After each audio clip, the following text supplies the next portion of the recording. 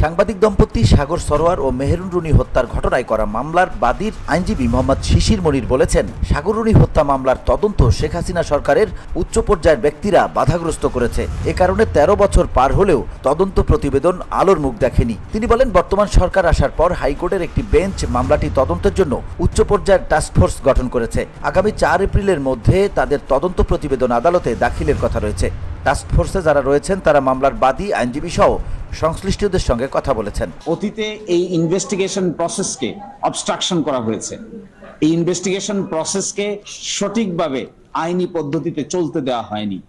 ফলে দক্ষ জনশক্তি এবং ইচ্ছার অভাবের কারণে সময় মতো তার তদন্ত সম্পন্ন করা যায়নি। 13 বছর পরে আজকে এসে প্রশ্ন দাঁড়িয়েছে, এই চ্যালেঞ্জিং জব। কারণ 13 বছরে অনেক সাক্ষ্য প্রমাণেই ডিসঅ্যাপিয়ার হয়ে গেছে, হারিয়ে গেছে।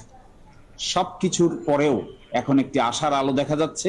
আমরা আশা করি স্বল্পতম সময়ের মধ্যে, হাইকোর্ট কর্তৃক নির্ধারিত সময়ের মধ্যেই তদন্তকারী ইফিশিয়েন্ট কর্মকর্তারা একটি গ্রহণযোগ্য এবং সত্যিকার অর্থেই বিচার পরিচালনা করার মতো উপযুক্ত তদন্ত রিপোর্ট আদালতের সামনে দাখিল করবেন।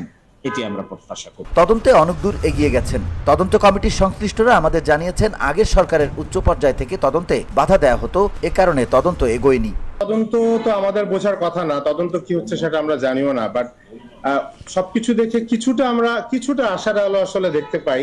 যত ধরনের আসলে নাটক হয়েছে, ডিএনএ টেস্ট থেকে শুরু করে আমাদেরকে হয়রানি এবং নানা সময় সরকারের বিভিন্ন মন্ত্রীর যেসব কথাবার্তা বলেছেন, স্বয়ং তৎকালীন যে প্রধানমন্ত্রী বলেছেন যে বেডরুমে পাহারা দেওয়ার দায়িত্ব তার না, এই সবগুলা থেকেই আমরা আসলে মনে করি যে তৎকালীন সরকার বা তাদের সংশ্লিষ্ট কেউ এটার সাথে জড়িত।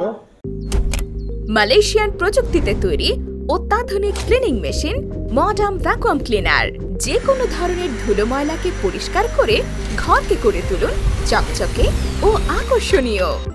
Modem, brand of luxury.